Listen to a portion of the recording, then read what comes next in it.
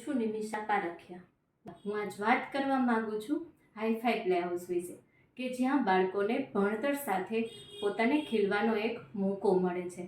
અત્યારનું બાળક જે મમ્મી પપ્પા સાથે રહેતું હોય ત્યાં સ્કૂલ ટાઈમમાં સેટ થવું થોડું મુશ્કેલ પડે છે તેમને।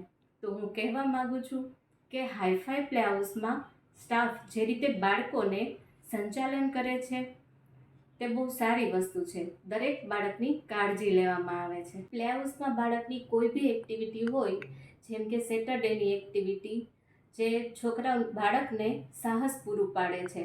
અને સ્કૂલમાં ઓરલ હોય કે રિટન, બધા જ વિડીયો પેરેન્ટ સુધી પહોંચે છે, જેથી પેરેન્ટને ખબર પડે કે બાળકમાં શું ઇમ્પ્રુવમેન્ટ લાવવાની જરૂર છે। આપણી ભારતીય સંસ્કૃતિ પ્રમાણે બધા જ ફેસ્ટિવલની ઉજવણી હાઈફાઈ પ્લે હાઉસમાં ખૂબ જ સારી રીતે કરવામાં આવે છે અને બાળકોને એના વિશે સ્ટોરી પણ કહેવામાં આવે છે। આપણે જાણીએ છીએ કે આજનું બાળક એકદમ ચંચળ હોય છે, તે લોકોને એક જગ્યાએ બેસવું કે ભણવું ગમતું નથી। તો હાઈફાઈ પ્લે હાઉસમાં પૂરતો સ્ટડી એરિયા છે, પૂરતો પ્લે હાઉસ છે, પ્લે એરિયા છે, જેથી બાળક રમી શકે।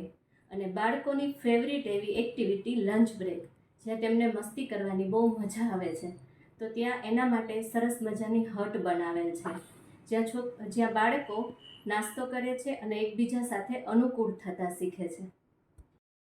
ને પ્લે હાઉસમાં બધા જ બાળકો પર પૂરતું ધ્યાન આપવા માટે પૂરતો સ્ટાફ પણ અવેલેબલ છે। પેરેન્ટ તરીકે આપણે એવું વિચારીએ કે બાળક હજી નાનું છે, રમશે, પણ એવું નથી। તે પ્લે હાઉસમાં જશે, બાળકો સાથે મળશે, ભણશે, તો એનામાં કાર્યક્ષમતા વધશે।